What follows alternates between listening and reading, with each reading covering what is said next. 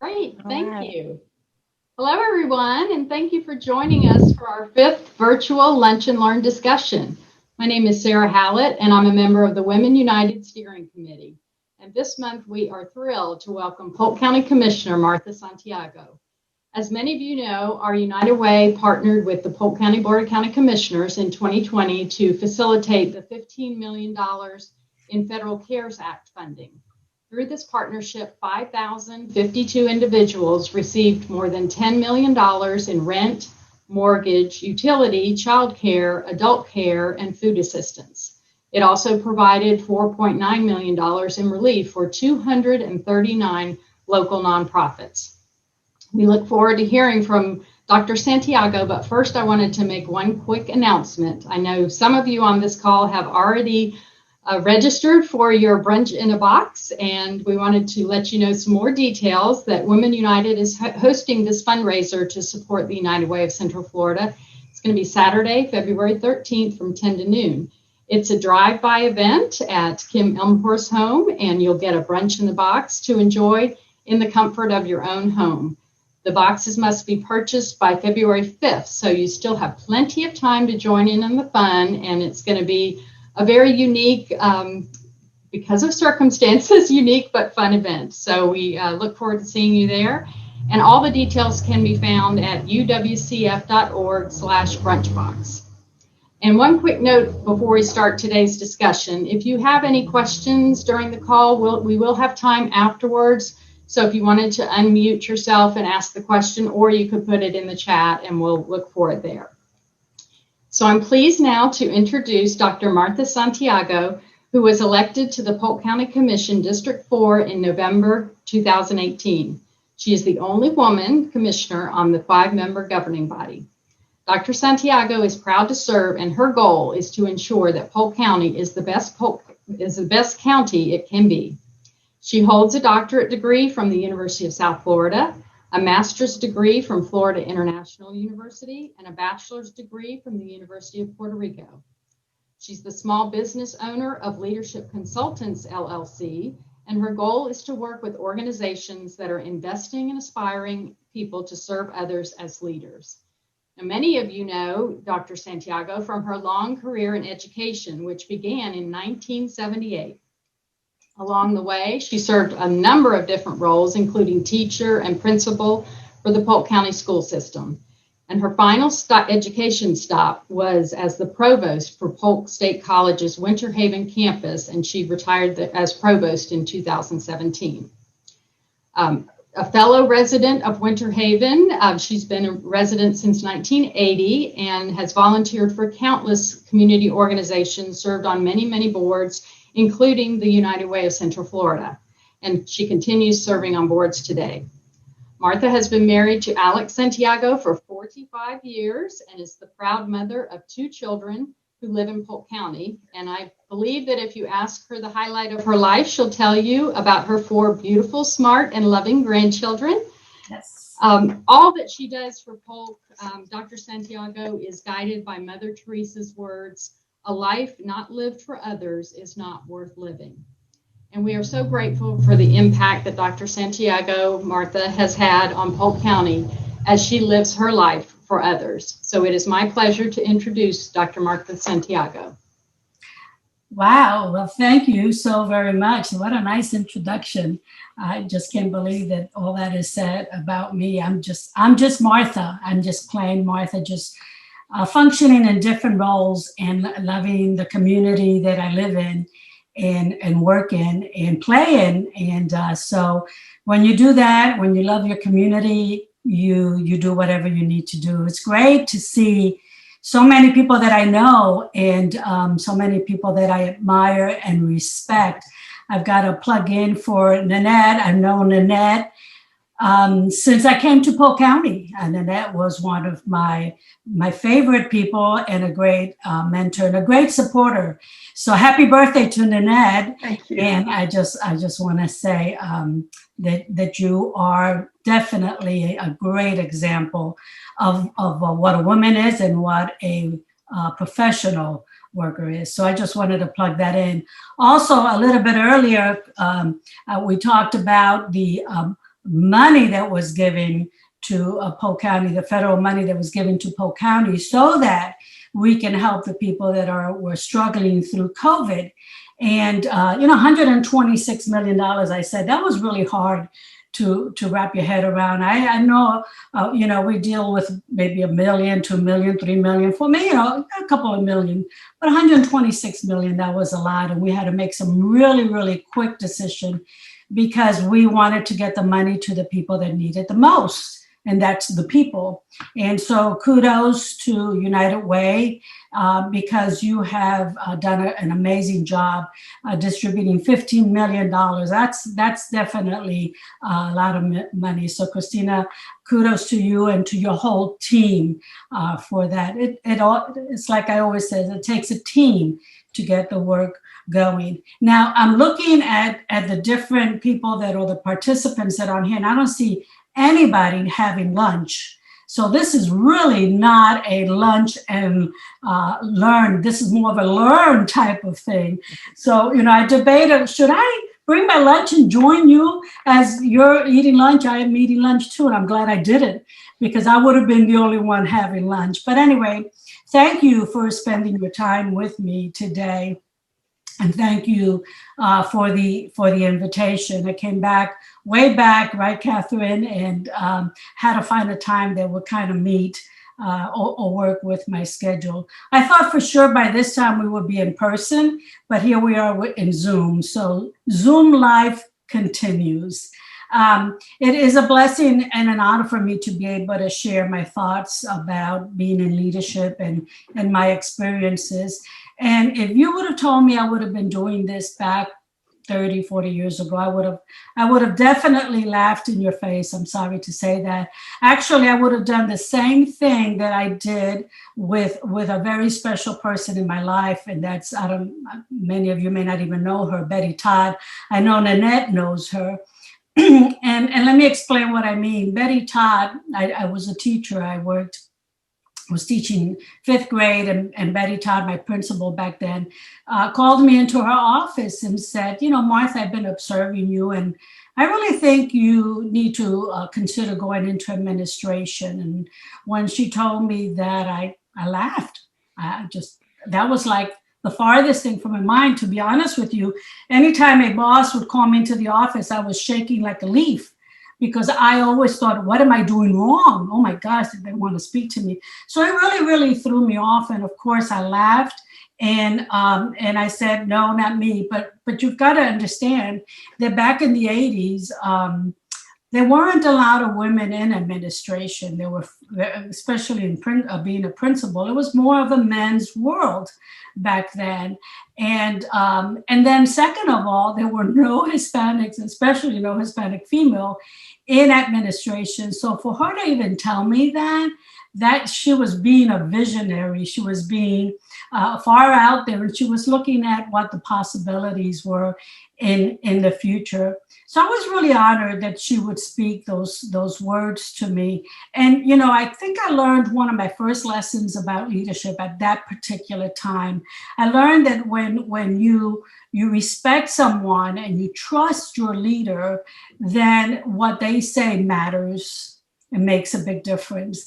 And she implemented the first seed in my mind to go into administration. So to be honest with you, I'm here because of her, because someone saw the possibility. And because of that, I was able to move into a leadership. So I thank a woman today who planted that seed in my heart and in my mind, and was able to move into leadership. So anyway, that aside, let me just say that everything I'm going to say today, I'm going to do a disclaimer. First, off the bat, I'm going to do a disclaimer, because everything I'm going to share with you today, or what I'm going to share with you today, is based solely on my personal and professional experience. It's not anything that I decided to talk about. With 40 years in education, there's a lot of things I can talk about. There's perseverance. Oh my God, who doesn't need that? Dedication, that's a biggie in administration or being a leader. Communication, respect, diligence. in fact, even juggling the roles of being a wife, a mother, and a leader or a professional. In fact, I remember talking to a group of people around 2 or 3 years ago, and a question came up: how do you juggle that life? And I shared with the group. I said, I totally believe in quantity and quality. And it's not quantity that my kids need, but it's quality of the time that I need. And I elaborated on that a little bit. After the meeting, someone came up to me and said, oh my God, thank you so very much for saying that, because that liberated me. So, even things like that are very, very important. So you kind of get the picture. There's a lot of things that I can talk about. And if you look in the back, there's all my wonderful books that I said earlier that are all on leadership. Oh, well, not all of them. Most of them are leadership. I do read for entertainment also, but I'm just a help book junkie, if you may want to say that. So anything that deals with leadership and anything that deals with being better in life, I basically get it. So anyway, as I thought about the topics today, I thought about talking to you about courage. And when I'm going to talk about courage, I'm going to talk about it with a little different twist with it. And when the word courage comes up, I don't know for you, but when the word courage comes up, it comes up because you want to overcome fear. You usually want to make sure that if you're going to do something, that you have the courage to step out. And we all know about that courage. So we immediately think about overcoming fear. Me too. I'm no different. I had to overcome fear. I remember at one time, and the book is there, I wanted to pull it out and show it to you. At one time I bumped into this book that's called The 5-Second Rule by Mel Robinson. I don't know if any of you ever heard about that rule. 5-second rule is that you count to 5, and once you count to 5, you actually do what you fear, what you dread. For example, how many of you have been in a meeting or something like that, and you have a question you want to ask, and they say there's never a stupid question, but in your mind you're thinking this is a stupid question. I don't know if I should ask. Well, Mel Robinson says count to 5, raise your hand as soon as you get to 5 and ask your question. That's a really simple explanation of what she's talking about, but you get it. So yeah, there were things that I feared and that I dreaded definitely throughout my career, that I had to go ahead and count up to 5 and just do it. So the book helped. And I thank God for that book, and thank God for a couple of other books. But that's only one type of courage. The courage to overcome fear is just one type of courage, one form of courage. And it's known as the basic form of courage. Gardner Lord called it the lower form of courage, and it reflects instinct. This courage is called incidental courage. So that's important to know what type of courage. Yet there was another type of courage that until recently I couldn't identify it, couldn't name it, couldn't even explain it. Same researcher, Gardner Lord, shows that there is a more complex and a more structured form of courage. And then that is considered a higher form of courage. This courage is called intentional courage. So we have incidental courage and we have intentional courage. I thought courage was just plain courage. I didn't even know there was any difference. I didn't even know that there were considered 2 levels of courage. I don't know if any of you knew it. If you did, that's great. I did not.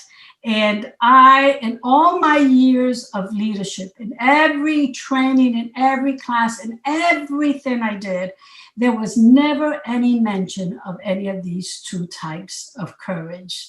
It was always the courage where you brave enough to do what you need to do. So to me, this is a fairly new topic for me. I'm trying to fully understand it, and I will continue to learn and do some research about it.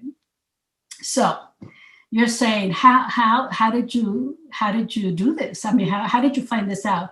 I wish I can say that I was researching and I was doing a paper and I was doing this wonderful thing, and all of a sudden I came upon this. No, it was not like that at all. So let me tell you the story of how this came about.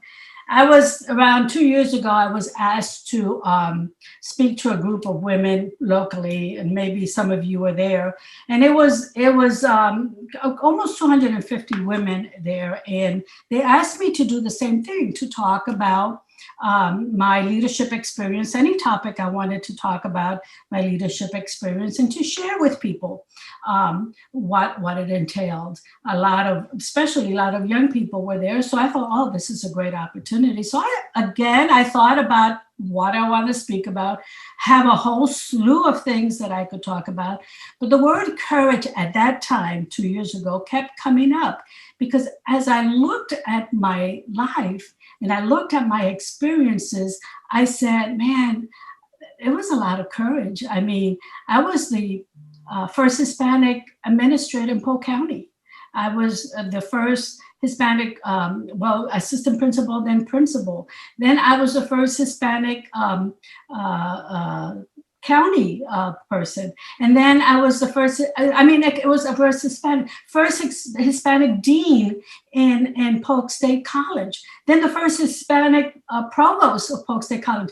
Then the first Hispanic county commissioner for Polk County. So it was always about first. So yeah, you better believe I needed all the courage. So I thought, I'm going to talk about courage. I think that's a topic that, even though a lot of people may know about it, but a topic that I thought would help people and motivate them and encourage them, and see how courage plays into moving forward and doing some things. So I said, why not? Let me talk about courage. And so my decision was done. My topic for the conference was on courage. So I moved forward with the preparation on courage. And I really, really wanted to see women to see and to understand how courage helped me pursue leadership positions. I knew that incidental courage was the courage, bravery to face danger, fear, or difficulty. I knew that. And it's the courage to overcome fear, and it relates to instinct. It's like when the courage I knew, it's like when you're double dare, or you dare, or you double dare. For example, I don't know, you all may have wonderful stories about how you put forth this courage, incidental courage. But I remember when someone dared me to jump off a diving board, high diving board, the high one in Winter Haven pool, that diving board. And I said, sure, I could do this. And I climbed up the stairs and went up there, and I got up there and I said, oh my God, how could I do this? I'm so stupid.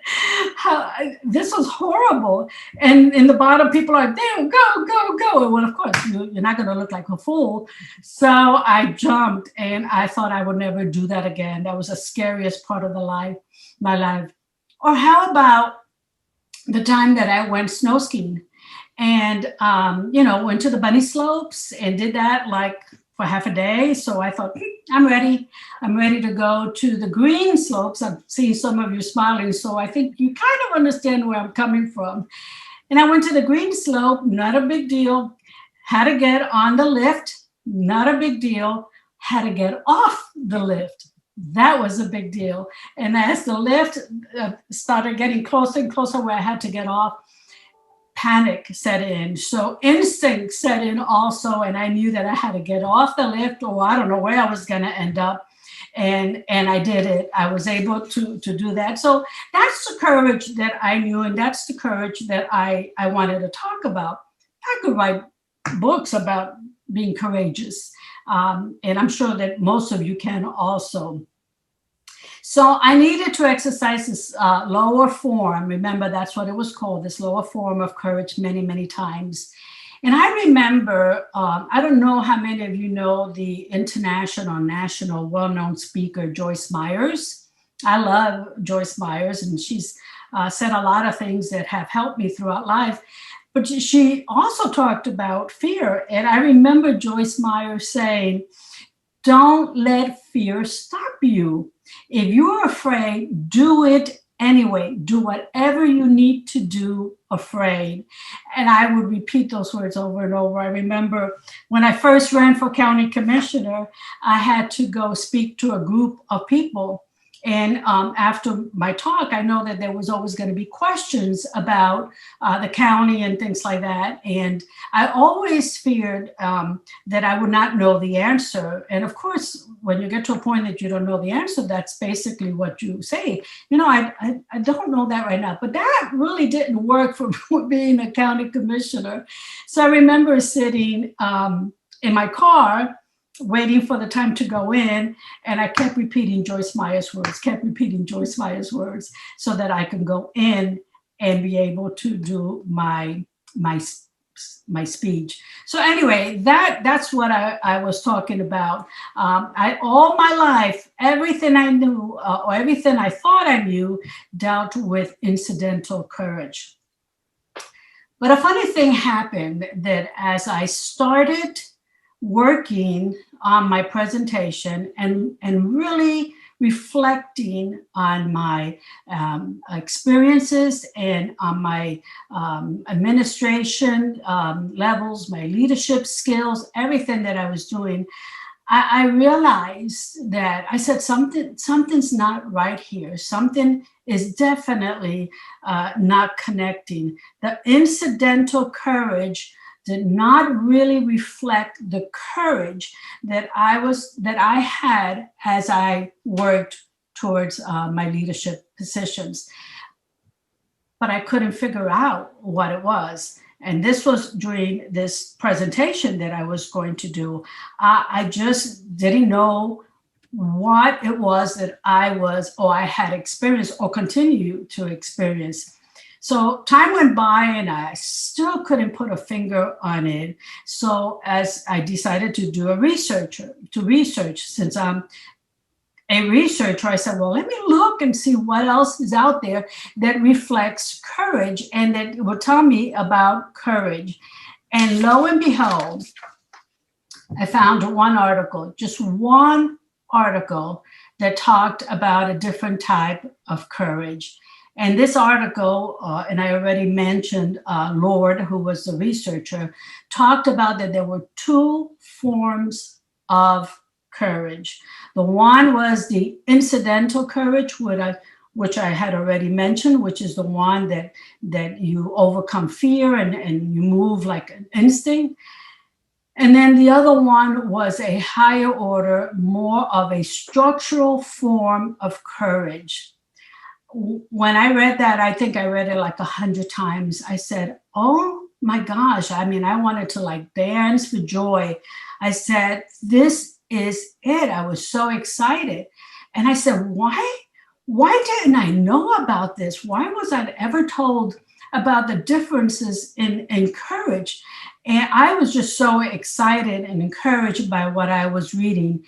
Intentional courage. It was what I knew, what I felt, and what took place during my career. So that's the end of my story of how I came about the two forms of courage. And it was the end of that story, but more or less the beginning of me sharing with different people, especially with a younger group of people. Nothing against anybody that's older, but because, eventually they will take our place in our different leadership positions. And I wanted them to know the difference between the two forms of courage. So here's what I found about the intentional courage. And it made a whole lot of sense to me. Intentional courage is deliberate. It's calculated and planned. And you couple that with preparation and readiness. Intentional courage is not being proactive. It's becoming proactive in developing the courage. That's what got me. Developing the courage to pursue opportunities that align with your goals, dreams, and purpose. I need to say that again because this was like awakening for me. And if any of you know this, I'm sorry that you have to listen to it again, but I think it's really neat.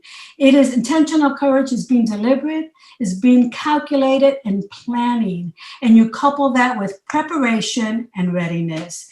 It is not being proactive, but developing your being proactive, the courage that you need to pursue the opportunities that align with your goals, dreams, and purpose.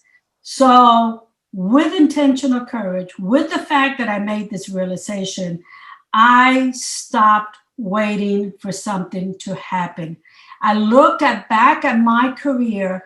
I did not wait for something to happen. I did not stop. So, oh, there's a position. I'm going to prepare for it now. No. What it meant is that I started way before even a position came into realization and started preparing myself. And so I stopped waiting for things to happen.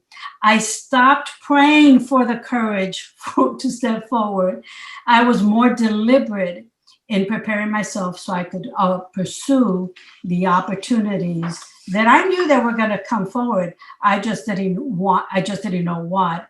I stopped making excuses that I wasn't ready for a position or role that I wanted because I prepared for it. I stopped playing it safe because now I had a plan. I knew what I wanted to do and I made the plan. So you had the plan and then you were ready to plug it in where it needed. I was proactive or working on it because I wanted to do so. So I don't know if you could see the difference between incidental courage and intentional courage. You need them both. Please don't understand me. You don't need one and not the other. You need them both. But both of them play a huge role in leadership and going into leadership. So to exercise this, you need to prepare yourself. You need to be diligent and you need to know what you want to do. So let me talk to you a little bit about that because I think this is real important.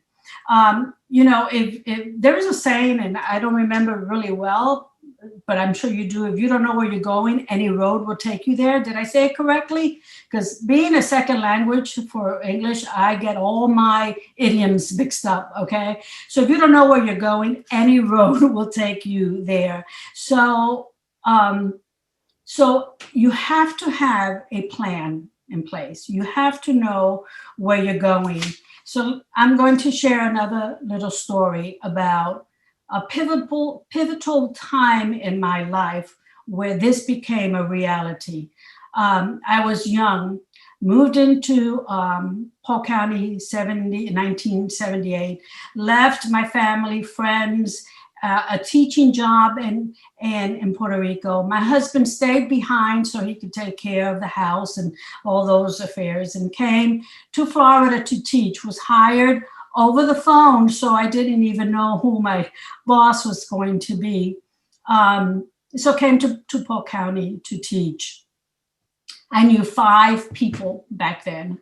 5 people, and 2 of them were family members, my sister, my brother-in-law. So you know that I didn't know anybody. You talk about incidental courage, boy, it really kicked in at that time. And I can't tell you what happened in my life or why it happened, but I came to a point in my life where I had to sit down and figure out what I wanted to do. I racked my brain trying to think, what was it that caused me to do this? But I can't remember. But anyway, I'm glad it happened because this was a pivotal time in my life and it changed my life forever. I had to ask 3 questions for myself. These questions came from nowhere. These were my questions that I sat down and I wrote. The first one is, do I really know who I am? I think that's important. There's a lot of research, a lot of literature of people who really don't know who they are and what they can do and have doubts about themselves. And ethnicity plays a big role in this, and be learning or relearning English, because Spanish was my first language and I was in Puerto Rico for 7 years. So a language played a big role in this. So I really needed to know who I am. I think knowing who you are, I don't care what comes your way, you're set, that foundation is set. Then the next question I had to answer is, do I really know where I'm going? Yeah, do I have a plan? What's my purpose? What do I want to do? If I wanted to stay teaching the rest of my life, that was fine, as long as that's what I wanted to do. But I knew that was not the only thing I wanted to do. So I had to really know where I was going and what did I want to do. Then the third question I asked myself, and I think this was somewhere between 1980 and 1984, maybe something like that. Do I know how to get there? Now I know who I am. Now I know where I'm going, but do I know how to get there? And I think that's very important. So these three questions guided me for many years, and they continue to guide me today. Of course, the answers to the questions don't look like the answers to the questions back then. To me, it's like a living document. It kept changing as I kept changing, but still in all, very important questions. Actually, the answers to these guided me into creating a foundation, a strong, unshakable foundation that I could move forward in my leadership journey. So without knowing these questions, without asking and knowing the answers of these questions, I was not able to be deliberate in what I wanted to do. So I didn't even realize that answering these questions and setting up this whole foundation for me was leading me into the intentional courage mode. I didn't know it. I stepped into all of this by accident, but boy, thank God I did, because these questions helped me to prepare. That's why when I wanted to talk about courage, the courage of incidental courage was not connecting to what I was doing, because what happened was I was preparing myself. I was being deliberate in what I wanted to do and calculated, and then I prepared. So when the position came up, whatever it was that I wanted to pursue, I was ready. My courage was built already. And then all I had to do was step forward. I'm not sure if you're capturing this or not. Not if you are this way, if you're not this way, if you are. But I'm just telling you, it was an exciting moment to me. So because of my foundation, because of my purpose, I was able to build an intentional courage, which allowed me then to move into the various leadership positions that I have and continue to do so, because even as a county commissioner, who knows what the future will hold, but I'm going to make sure that I have intentional courage. I've worked on my intentional courage, so when that opportunity comes, I'm ready to step forward. So do you see how I didn't depend so much on incidental courage? Even though I needed it at times, I depended more on intentional courage. And like I said before, this is an ongoing process. It doesn't stop. So I label this a cycle of intentional courage. In other words, you prepare for your position you want. You pursue the position you want. You're ready for it when it comes. And then you excel in that position that you're in. And then you look for another position that you want to move forward to. And you do the same thing again. And then you come to that stage where you're doing the same thing. So it is a continuous cycle of being proactive, building your intentional courage. I think that is fascinating to me anyway.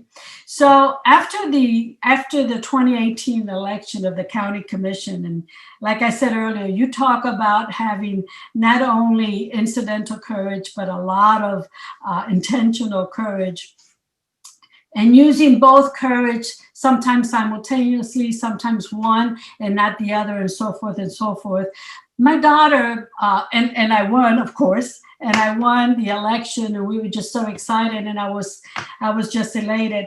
My daughter posted a quote on Facebook that really touched me. In fact, to be honest with you, I've never heard of the quote. I guess I was just too busy preparing my intentional courage that I didn't have time for anything else. But she posted something that really touched me. And I think it kind of reflected the intentional courage that she saw, even though she didn't know what it was. And she posted this. She said she could, so she did. And that quote, when I saw it, I said, boy, that hit it on the nail. She said she could, and I worked on my intentional courage all the way. So she did. So I did. So I think that this, having these two forms of courage, incidental and intentional courage, are extremely important as you move forward in leadership and to be good or excellent or excel in the leadership position that you have. So I thank you. I thank you very much for allowing me to share this. Like I said, this is new for me. And so as I continue to look into this and study this and work on this, I'm hoping that I can develop it even in more so that I can share this with other people as they move into leadership positions. So I just want to say thank you so very much for having me. I'm an educator, so I do leave you with some homework. Of course, you would be very upset if I didn't give you homework, not that you have to tell me what the homework is, but I want you to do what I did. I want you to sit and kind of look at your life, at your experiences. Those of you that have already in leadership and have a couple of years under your belt. And I want you to figure out which ones dealt with incidental courage and which one reflected intentional courage. I really would like to know if you see that in what you did as you move towards being a leader. For the young people that are listening to me now, what a great way to move forward, to know that, yeah, you need the incidental courage, you need that bravery to step forward. You need that bravery to overcome fear, but you also need that intentional courage, that courage to prepare you so when the opportunities come, you're ready. And you nowhere can you say, I can't do this. I'm so afraid not to do this, because your intentional courage provided the foundation that you need. So anyway, that's your homework. Look and see where incidental courage or where intentional courage played in your life. So thank you so very much for this opportunity. And Catherine or Sarah, if you want to take over, and if there's any questions, I'll try to answer them. Thank you. Great. Thank you so much, Martha. We really appreciate it. Does anybody have any questions? You can either unmute yourself and go ahead and ask the question, or if you want to put it in the chat and we can see it there. Sure, I've got a comment and a question. So Martha, first of all, thank you for speaking to us from your heart today. Sure. Yeah. And today is the first time I've heard of this concept of incidental courage and intentional courage. And so I too started my career as an educator. So I was already starting my homework before you even asked us to do this. And I was reflecting on my career and I'm thinking, okay, so when did I use intentional courage and when did I use incidental courage? And as I've reflected back over the decades now, I think early in my career, it was that incidental courage that I used to step through doors of, career opportunities that, seemingly came out of nowhere. And like literally not only switched jobs, but switched industries from, education to public relations to sales and marketing to marketing consulting and to now coaching, and so I've had lots of different twists and turns in my career. And I think early on, it was that incidental courage that I utilized to, move forward and not stay stuck. But it was later in my career, like in my mid 40s, when I really got connected to that intentional courage, right? That caused me to want to start my own business and to deepen my roots back here in Polk County, which is where I was born and raised, but had not spent the last several decades of my career. And so I appreciate you framing that for us. It's really meaningful. And as even just this week, I'm thinking about conversations that I've had that have really come from a place of intentional courage as I think about the legacy that I want to leave in this community and the impact that I want to have over the next 5 to 10 years. It's coming from that intentional courage place. So thank you. My question for you is, describe to us what keeps you grounded and connected to your purpose? Wow, that's a loaded question. I think the fact that I've had these experiences and knowing that these experiences that I've had about intentional courage was so embedded in me without even knowing what it was, as it has kept me moving forward. But Emily, I'll tell you sincerely, I think the mere fact that those 3 questions that I posed to myself, that didn't come from any book. And I'll tell you, I have, like I said before, I have a series of books, even a series of books on purpose. And I believe that if you don't have a purpose in life, it's like I said, you really don't know where you're going. Back then, even now, but more so back then when I first started, I think that I don't think I would have been here. But having those 3 questions really, really solidified for me what I wanted in life, and it was unshakable. So when someone would come and tell me, because I said that my principal was very good with her words when she told me she saw leadership skills in me. Not everybody is that nice with the words. I also know that there are words from leaders that can hurt you and can shake you. So yeah, there have been times people have said things that I don't think they were very intentional about it, but they said it anyway, that could have shaken me and could have stopped me dead on my tracks, especially as I ran for county commissioner. But I kept going back to those 3 questions of myself. Do I know who I am? Do I know where I'm going? And do I know how to get there? And I think no matter what came my way, it didn't shake me. It could have stopped me for a little while because I'm not superhuman. So it could have stopped me for a little while. I could have gone into some depression. Again, I'm not superhuman, but I'm going to tell you, by golly, it did not stop me. And, you hear it also, failure didn't stop me. I don't want anybody to think that every position I went for, I got it. No. I remember going for my first assistant principal. There was 6 interviews that I went through and 6 letters that I got that said thank you, but no thank you. And but still, I just kept moving forward because I was grounded. I was in my foundation of who I was, where I was going, and how I was going to get there. That's what I can say. Thank you.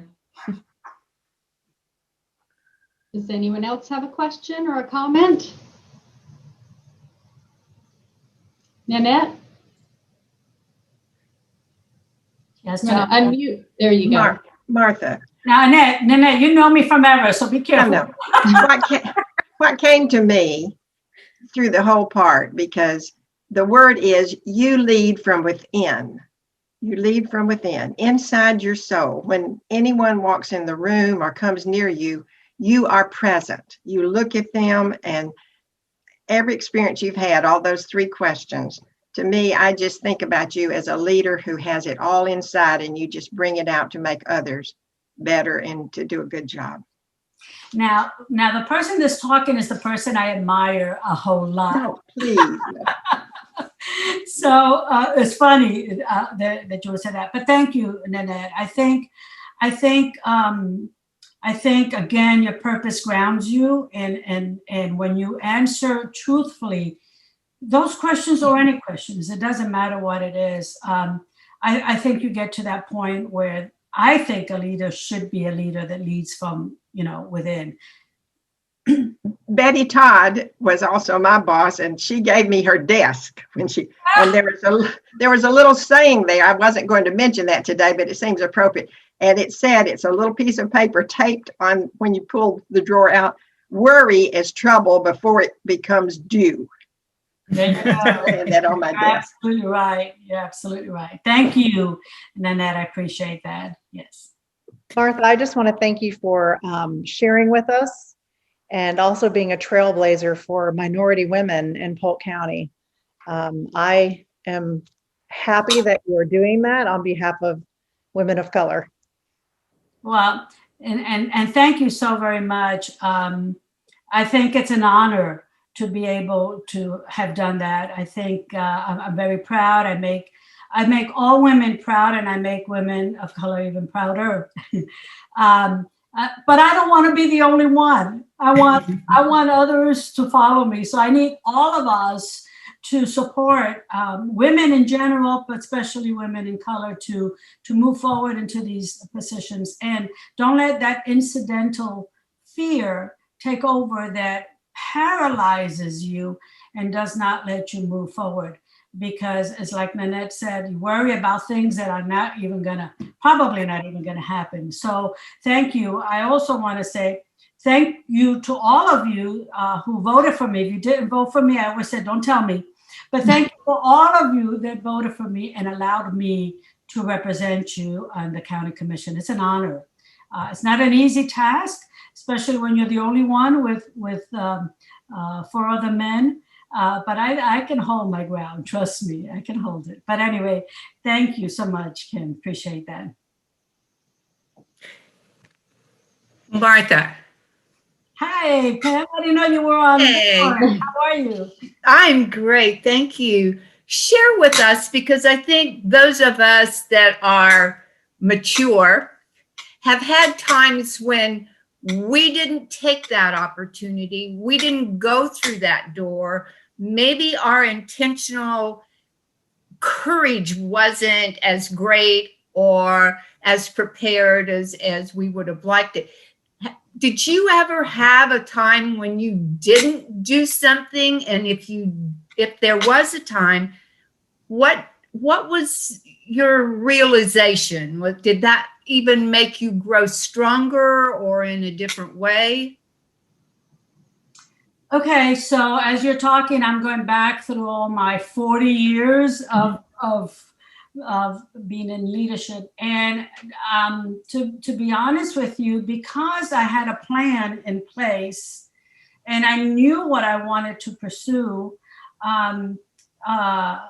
everything I wanted to pursue, I did. And I got it eventually. I'm not going to say that I got it overnight, but having that plan helped me move forward and helped me not to forget what I wanted to do.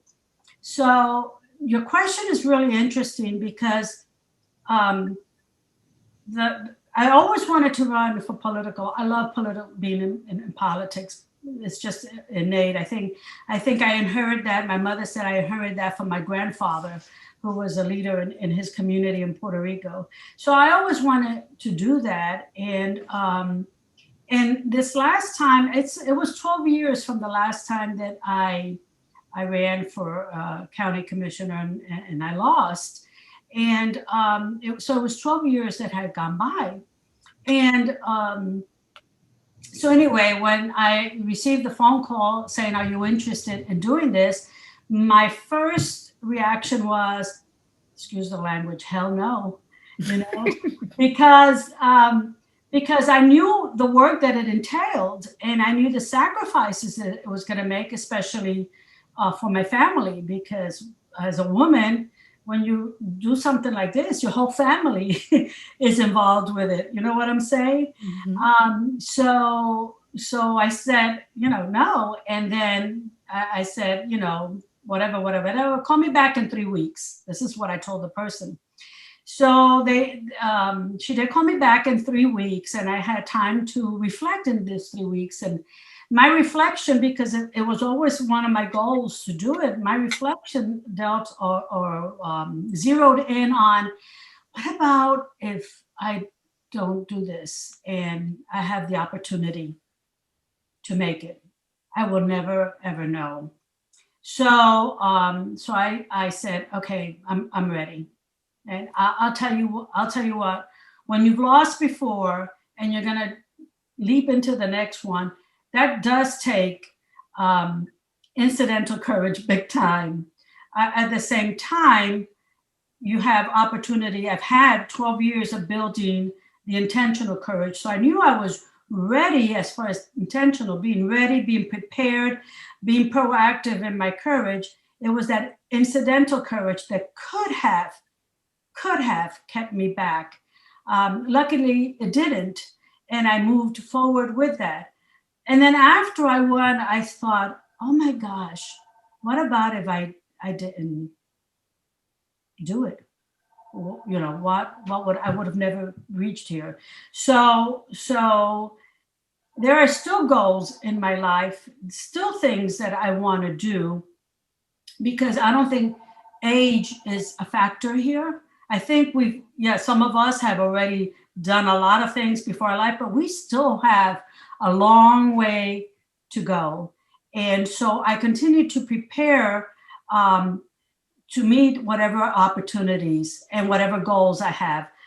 I still have 2 goals in my plan that I have not met, that I have not done. And I was just thinking about that today, and I was saying, okay, I gotta work on that proactive courage, that intentional courage to get me going with these other goals. So Pam, even though we missed the boat because we just didn't know the difference on how to have the courage we needed, doesn't stop us from moving forward with that, with whatever goals you have. But I go back to the basics that I learned early enough, thank God, and that was, what's your purpose? What are your goals? And how are you going to get there? That's important, very important. Thank you. Thank you all for the great questions. Anybody else? Hi, it's Ashley. Hey, Ashley. Hear me? Hi. I apologize that I joined late, so please forgive me if this question has already been covered. But Martha, you've always been an inspiration to me. You've been a great mentor. I echo everyone else's comments on you're always present, no matter where I see you or what community event or what the situation calls for. You're present, you're mindful, and you're genuine. And I just always admired that attribute that you have had and have instilled in others. But my question is, you mentioned, you are the only woman on the commission at this time, and just trying to be mindful of inclusion. And that goes across every, panel or committee or board that you serve on, just encouraging others to incorporate that inclusion into their organization. And just what are some techniques or what are some things, some angles that you have found that have bolstered that success? I just feel like that's something that's very hard, even, and I don't think it's I think it's people who just kind of overlook, and they're not doing it out of pure negligence or out of a malice angle, but just making sure that everyone's voice is heard at the table, and just wanted to kind of get your insight on just making sure that happens across both sides of our county. Loaded question, Ashley. I know. Well, let me just say that, I think, talking specifically about the county commission, I think each one of us brings our strength to the county commission. I think that's why diversity is so, so important, because, when I say diversity, I mean it across the board. Is so, so important, because when we discuss or make a decision, we come from different angles, and what one thought, the other one didn't think. I come from the angle of education and working with people, and treating people fairly and listening to people, because even if I may not agree with that person deserves a respect for me to listen to them. And I worked with diverse groups of people all my career. Everywhere I've gone to, I've worked with that. And so being an educator and coming from that perspective has really, really helped me, and has helped me then in my role to say, yeah, that's good, I understand that, but wait a minute. Let's take this angle. Let's listen to that person. That person made a good comment. So that's the way that I try to be inclusive in what we do in the commission. I said earlier, I think it was with Kim, that I would like to see more women of color coming into political life in Polk County. I see it all around the nation.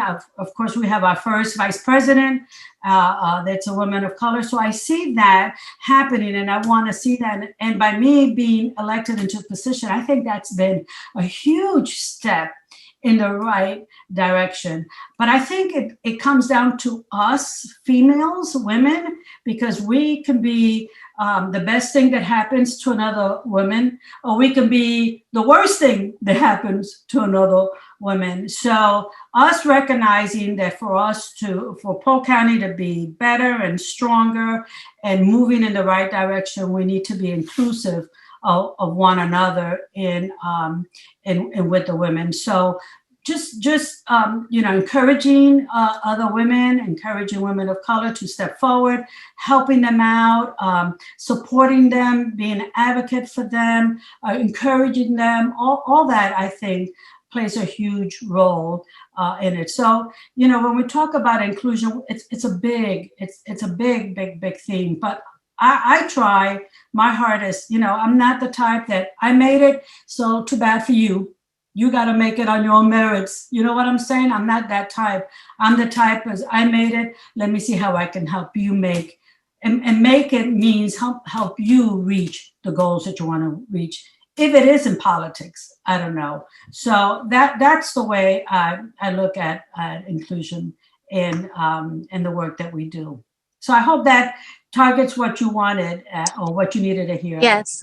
I'm with you. I think what you just said about giving a hand up and us being mindful of reaching back and pulling up the next woman, that's something that every organization should keep to the core mission. So thank you so much. And thank you for all you do. You are just one in a million. I think the world of you. Thank you so much. I appreciate that very much. Think the world of your mom. Yeah. All right, great. Well, thank you, everyone. Martha, I think it's no surprise to any of us that a lifelong educator like Martha was able to teach us so much in such a short period of time.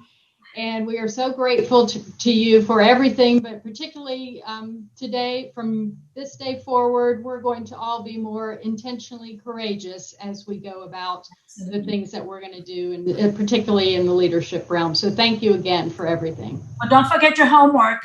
Oh, yes. Thank you, everyone. I appreciate it. I loved it. And I hope what I said has motivated and encouraged you as you move forward. Thank you so much. Bye, everybody. Thank you. Bye.